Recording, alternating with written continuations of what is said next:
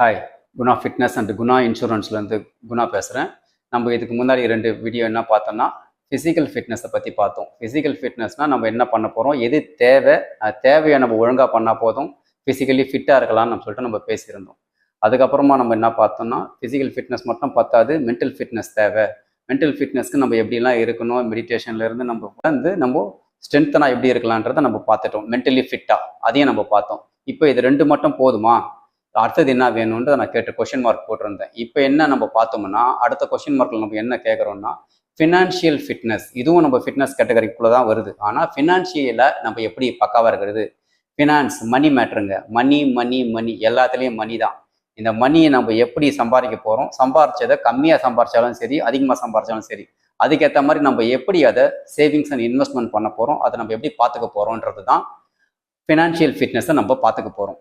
இப்போ balanced diet, இப்போ physical ஃபிட்னஸில் balanced டயட்னா நம்ம என்ன பண்ணோம், பார்த்து எல்லா ஃபுட்டையும் ப்ரோட்டீன்லேருந்து ஃபைபர்லேருந்து கார்புலேருந்து பேலன்ஸ்டாக பார்த்து பேலன்ஸ் டயட் எடுத்தோம்னா ஃபிசிக் பக்காவாக இருக்கும் இல்லையா. அதே மாதிரி பேலன்ஸ்டாக லைஃப் நல்லபடியாக பேலன்ஸ்டாக இருக்கணும்னாலும் நம்ம ஃபிசிக்கலியும் நல்லா இருக்கணும், மென்டலியும் நல்லா இருக்கணும், ஃபினான்ஷியல் மேட்டரில் மணி மேட்டர்லையும் நம்ம பக்காவாக இருக்கணும். மணி மேட்டர்னா எக்கச்சக்க மணி மேட்டர் எல்லாம் போயிட்டே இருக்குங்க. அதில் நம்ம என்ன பண்ண போகிறோன்றது தான் ரொம்ப முக்கியமாக பார்க்கணும். ஏன்னா பணம் இன்னைக்கு இருந்ததுன்னா நம்ம 90% பிரச்சனையை, நம்ம பணத்தை பக்காவாக சேமித்து இன்வெஸ்ட் பண்ணோம்னா நம்ம பிரச்சனை இல்லாமல் 90% பிரச்சனையை நம்ம போக்கிடலாம். பேலன்ஸ் 10% மட்டும்தான். அது 10% நம்ம கையில் கிடையாது. 10% நம்ம பண்ணுற ஆக்டிவிட்டீஸை பொறுத்து இருக்குது. பலவித ரீசனால் நம்ம அந்த 10% உடைய ஆக்டிவிட்டீஸை நம்ம பேஸ் பண்ணி தான் ரிசல்ட் வரும். அது பணத்தால் ஒன்றும் பண்ண முடியாது, யாராலையும் ஒன்றும் பண்ண முடியாது. அதை யார் பண்ணாலும் அனுபவிச்சு தான் ஆகணும். இப்போ நம்ம சப்ஜெக்டுக்குள்ளே வருவோம். ஃபினான்ஷியல் ஃபிட்னஸ்ன்றது ஒரு ஆர்ட்டுங்க, ஒரு கலை. அந்த கலையை நம்ம ஸ்கூலில் நம்மளுக்கு அதை சொல்லிலாம் கொடுக்கல.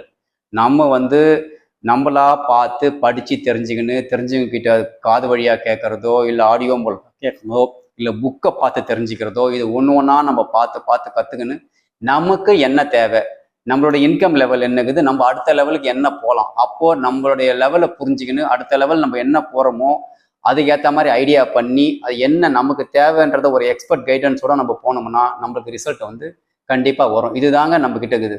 ரிச் பீப்புளுக்கு இது சாதாரணமாகவே வரும்.